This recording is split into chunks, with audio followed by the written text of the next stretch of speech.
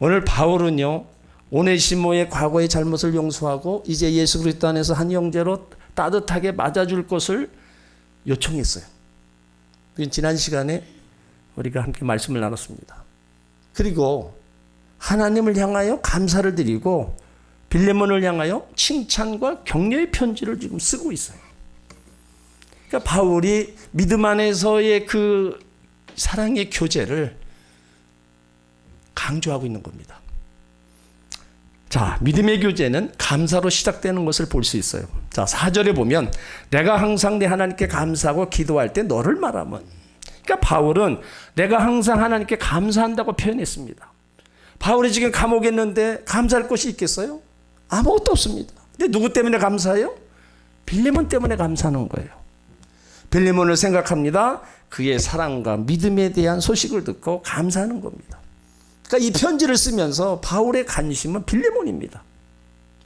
바울은 항상 하나님께 감사하고 기도할 때마다 빌레몬을 생각하며 감사의 기도를 하나님께 드렸습니다. 여기 너를 말한다는 것은 상대방에 대해서 들어서 속사정을 다 알고 있다는 겁니다. 옥중에서 편지를 쓴 바울은요, 빌립보서 1장 3절 말씀에도 보면 내가 너를 생각할 때마다 나의 하나님께 감사한다. 그러니까 기도할 때마다 감사. 그것이 떠나가지 않았어요. 그러니까 복음 안에서 교제가 이루어지는 거예요. 믿음의 교제, 성도의 교제는요, 감사하는 마음에서부터 시작됩니다. 바울이 생각할 때마다 감사했다. 여러분 얼마나 멋있습니까? 그러나 믿음이 없고 신앙이 없는 사람은 생각할 때마다 억울하고 기도할 때마다 원통해하는 사람이 있어요. 이런저런 사람 원망하다가 잠 못 드립니다. 지금 바울이 감사할 수 있는 환경이에요. 감옥이 얼마나 고통스럽습니까? 죄를 지어서 감옥 갔나요? 예수님 복음 전하다가 감옥 갔어요.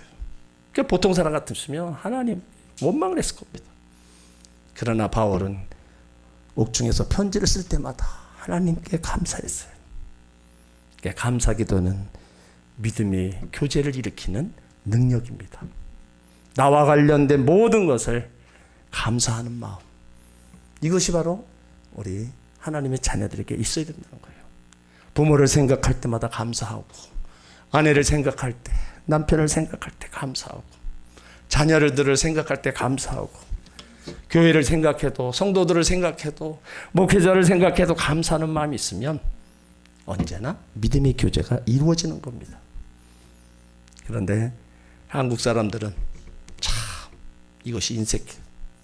말로도 행동으로도 표현을 잘 못합니다. 왜 그런지 모르겠어요. 어찌 보면 어렸을 때부터 훈련이 안 돼서 그렇습니다. 미국 사람들은 무조건 만나면 땡큐, 감사합니다 하고 땡큐 하고, 어떤 게 더 하기 쉽습니까? 어떤 언어가 더 하기 쉬워요? 네? 땡큐가 더 쉽죠? 그럼 여러분들도 땡큐 하세요. 그럼. 감사합니다가 왠지 좀 어색하다면 그 말 대신에 그냥 땡큐를 하세요. 부모 간에도 부모 자식 간에도 사랑한다는 말을 잘 하지 않습니다. 사랑과 감사는요, 언제나 표현되어야 된다는 거예요. 감사는 관계를 연결해주는 다리와도 같습니다. 반면에 원망 불평은 사람 사이에 벽을 쌓게 만든다는 거예요. 감사는 막혀있는 벽을 허물고 믿음의 교제를 할 수 있는 통로를 만들어 준다는 거예요. 그래서 성도의 능력은 믿음의 교제를 통해서 좋은 관계가 좋아지는 겁니다. 혼자 열심히 신앙생활하고 하나님 잘 섬겨도 믿음의 교제가 풍성하지 못하면 서로 믿는 자들로서 영적 이익을 주지 못하는 거예요. 그러나 감사기도는 믿음의 교제를 풍성해야 합니다. 여러분, 교회에 여러 사람이 모입니다. 각 사람의 기질이 달라요. 정말 별의별 사람들이 다 모여요. 그 누가 와도 당신은 오지 말라고 하지 않습니다. 그렇기 때문에 여러 기질의 사람들이 다 모이는 거예요. 그러다 보면 보기만 해도 기분 나쁜 사람이 있을 겁니다. 말하기도 싫은 사람이 있을 거예요. 그러니까 원수를 좋아할 수는 없지만 사랑할 수는 있습니다. 그러니까 신앙이란 원수도 친구로 만들 수 있는 능력이에요. 어떻게 가능합니까? 감사함으로 기도하는 그런 거죠. 그래서 기도하면 성령께서 사랑할 수 있는 능력을 부어주십니다. 오늘 바울이 비록 감옥에 있었지만 만날 수 없는 빌레몬과 풍성한 교제를 나누고 있어요. 자유도 없는 인간적인 배려도 받을 수 없는 곳에서 빌레몬을 향한 감사의 기도, 바로 믿음의 교제가 시작되고 있는 겁니다. 여러분, 교회 안에서 여러분과 관계가 좋지 않는 분들 계세요? 개인적인 감정을 가지고 계신 분들이 있습니까?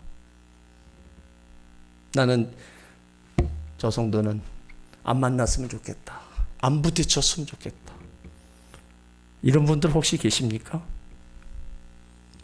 인간적인 생각으로 도저히 용서할 수 없는 사람이 있다면 오히려 그 사람을 향해서 감사의 기도를 드리시길 바랍니다. 성령께서 우리 심령을 치유하시고 회복시켜 주실 줄 믿습니다. 절대로 내 안에서 악을 품고 내 안에서 원망과 불평을 품고 우리가 신앙생활 한다면요, 그건 본인만 손해입니다. 아무리 그쪽에서 어떤 일을 행했다 할지라도 내 편에서 할 일은 먼저 용서하는 거, 그 사람을 위해서 기도해 주는 거, 그건 내가 할 일입니다. 나머지는 하나님께 맡기는 거예요. 그런데 하나님이 하실 일까지도 내가 다 하면서 미워하고 악을 행하고 원망 불평을 일삼는다면 결국 그 사람에게 더 손해가 가는 거예요. 그것을 하기가 힘들어요. 그래도 어떻게 해요? 말씀이 하라니까 하는 겁니다. 할 수 없지만 하나님께 기도하면서 할 수밖에 없는 거예요. 그래야 내가 사는 겁니다. 그런 부르짖음 속에 성령 하나님이 우리 가운데 위로가 있고 우리 심령을 치유하고 회복시켜주는 것을 경험하게 될 줄 믿습니다. 오늘 바울이 감사하는 이유를 구체적으로 밝히고 있어요. 5절에 보면 주 예수와 및 모든 성도에 대한 내 사랑과 믿음이 있음을 들음이라. 그러니까 감옥에서 빌레몬을 향한 정보를 갖고 있었습니다. 빌레몬에 대해서 누구에게 들었겠어요? 그의 종 오네시모를 통해서 들었습니다. 그러니까 빌레몬은 믿음과 사랑의 균형을 갖고 있었어요. 23절에도 보면 그리스도 예수 안에서 나와 함께 갇힌 자 된 에바브로다 이렇게 얘기하고 있어요. 여기 에바브로라는 골렛의 초대교회 목회자입니다. 그러니까 그를 통해서 빌레몬의 신앙생활에 대한 많은 소식을 들었어요. 그러니까 믿음과 사랑에 관한 겁니다. 믿음과 사랑은 언제나 함께 가는 겁니다. 믿음이 있으면 자연스럽게 사랑은 나타나게 됩니다. 그래서 믿음의 열매는 사랑이라는 거예요. 오늘 바울이 빌레몬을 향해서 내 사랑과 믿음이 있음을 들었다라고 칭찬합니다. 빌레몬아, 내가 예수 그리스도에 대한 믿음이 얼마나 깊이 있고 모든 성도에 대한 너의 사랑이 얼마나 뜨거운지 내가 오네시모를 통해서 에바브로를 통해서 듣고 있다.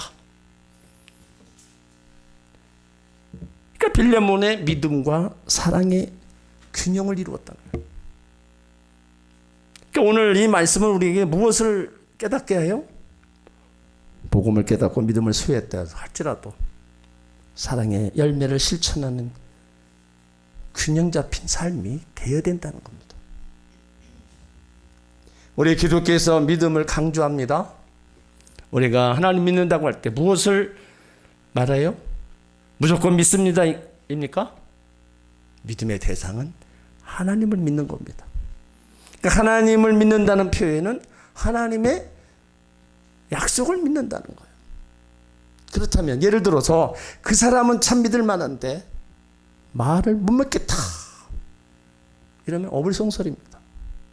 인격이 곧 말이며 말이 인격인 겁니다. 그러니까 우리는 성경을 통해서 예수가 하나님의 아들임을 믿습니다. 나의 구주인 걸 믿습니다. 우리의 믿음은 하나님이 만들어 주신 겁니다. 하나님께서 우리 속에 믿음을 넣어 주신 거예요. 그래서 믿음은 신념이 아닙니다. 신념은 인간이 만들어낸 거예요. 그러니까 우리가 하나님 말씀이 믿어지는 것이요, 은혜요, 축복입니다. 그 믿음에는 생명력이 있어서 점점 자라게 되고요, 성숙하게 되면서 능력이 나타나는 거예요. 이 믿음의 능력이 나타나면 자신에게 주어진 어려운 현실을 믿음으로 감당할 힘이 생기는 거예요.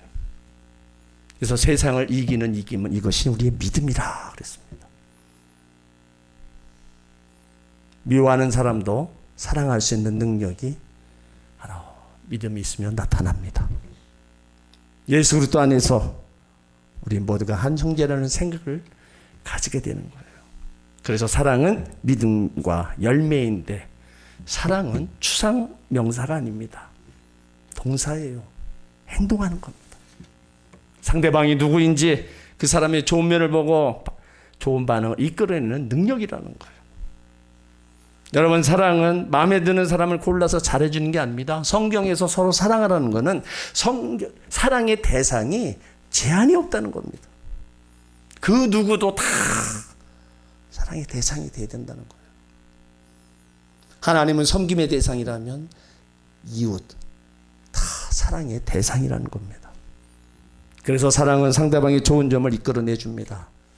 그런데 사랑이 식어지면 상대방의 약점에 주목하게 되는 거예요. 다른 사람의 허물과 약점을 지적하게 바쁩니다. 이것은 결국 믿음이 있노라 하면서 사랑의 열매를 맺지 못하는 겁니다. 영적 삶이란 균형입니다. 어느 한쪽으로 치우치면 되지 않습니다. 믿음이 있노라 하면 삶의 열매가 사랑으로 나타나야 된다는 거예요. 그리고 믿음의 눈으로 좋은 현실을, 좋은 것을 보아야 된다는 겁니다. 그래야 내 삶의 연약한 조건에서 좋은 결과를 얻어낼 수 있는 거예요. 여러분, 믿음 있습니까? 믿음 없습니까? 믿음 있습니까? 모르겠습니까? 믿음이 있는지 없는지? 믿음이 있다면 사랑으로 믿음의 열매가 나타나야 된다는 겁니다. 그때 우리의 믿음을 균형 잡힌 신앙으로 세워지기 시작하는 거예요. 믿음에는 사랑의 열매. 믿음이 있노라 하고 그런 열매가 없다면 우리는 믿음 없는 자의 모습을 보일 뿐입니다. 오늘 바울이 빌레몬에게 너의 믿음과 사랑이 잘하고 있다는 거예요.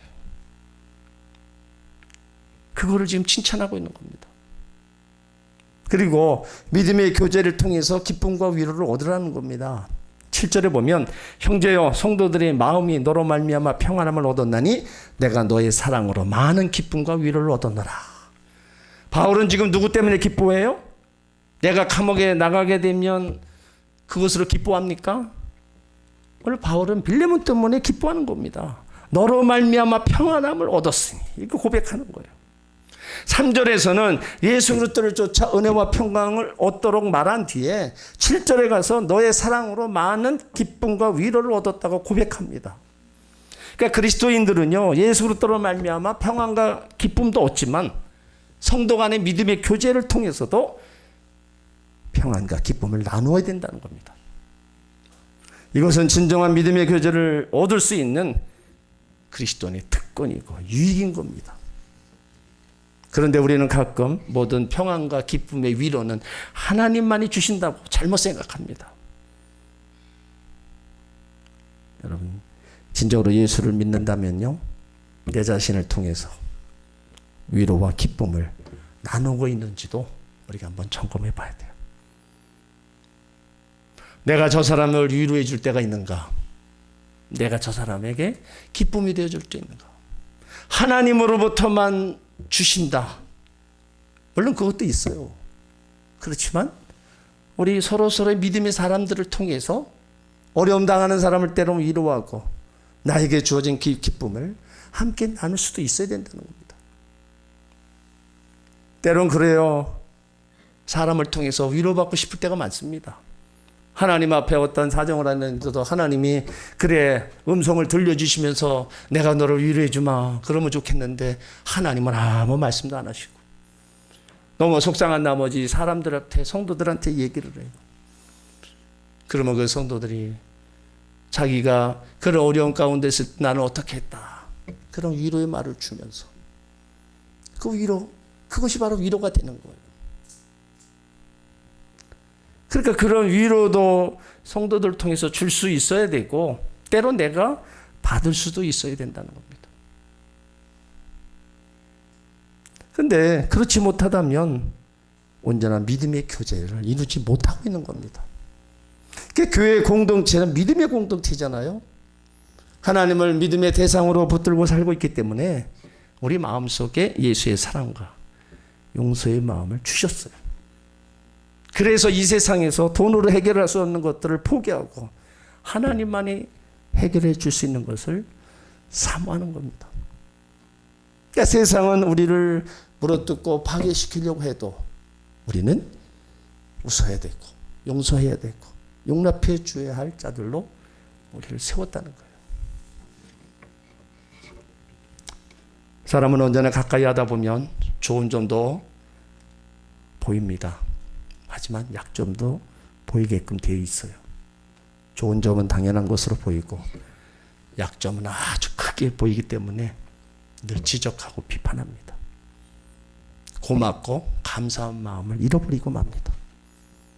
서로 비난과 갈등, 시기, 질투하는 것이 믿음의 교제를 가로막는 사탄의 방해 공작입니다.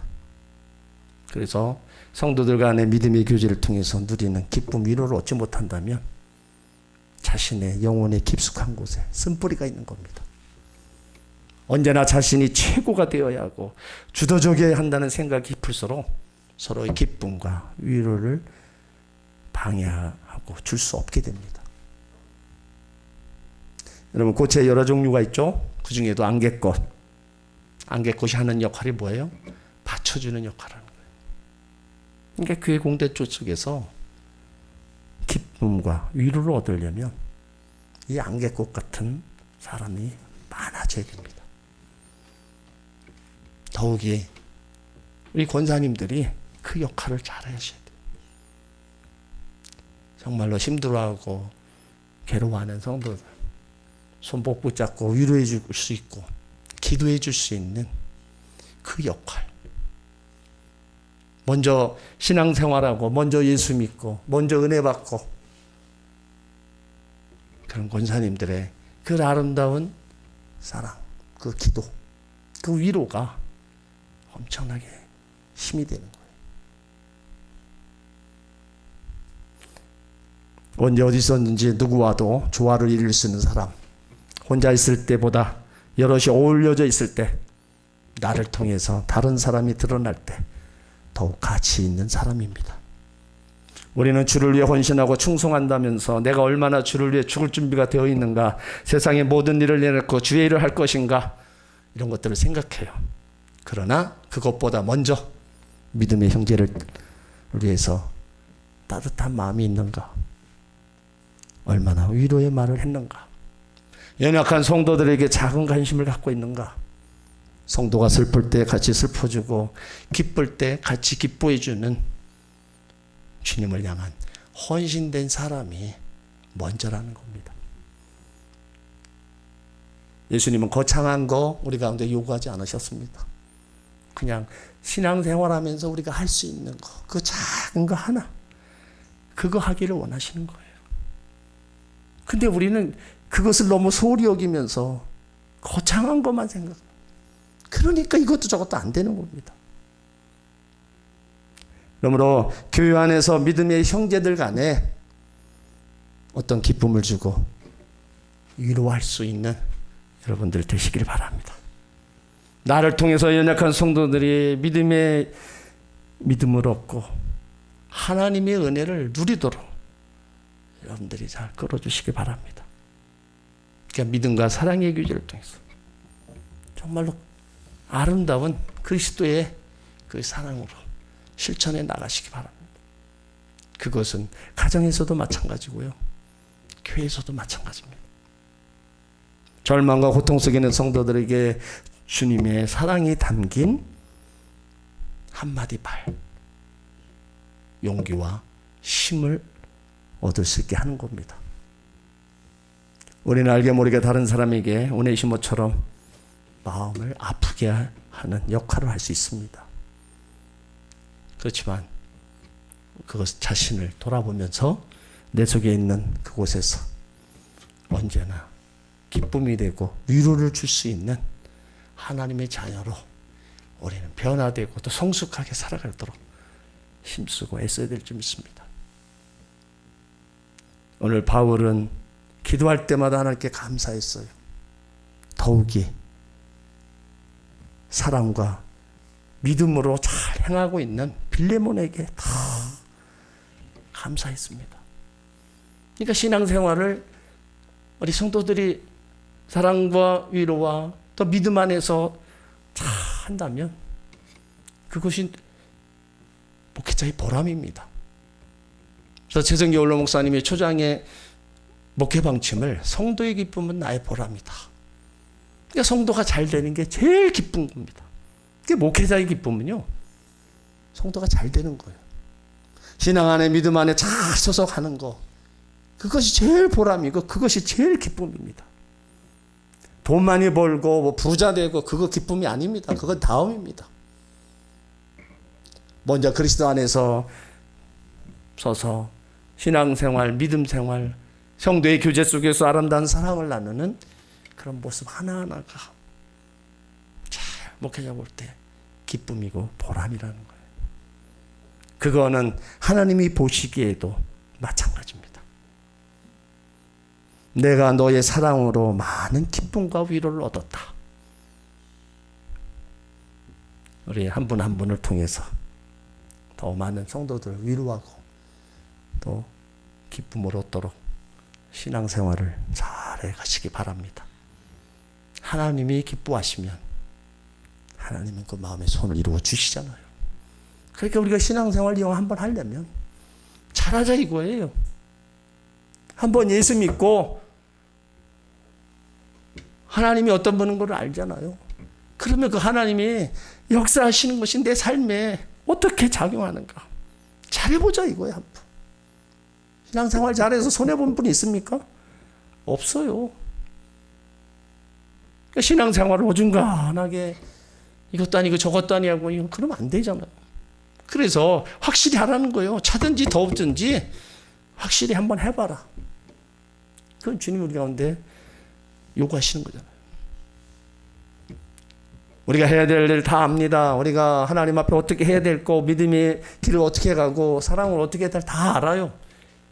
그렇지만 그걸 일일이 우리는 잘 못하기 때문에 날마다 하나님 앞에 기도하면서 도와달라고 우리가 또 하나님을 찾는 거예요. 그러니까 기도하지 않고서는 우리가 하나님의 뜻을 이루어 나갈 수도 없고 기도하지 않고서는 그 말씀에 우리가 삶에 실천할 수가 없는 거예요.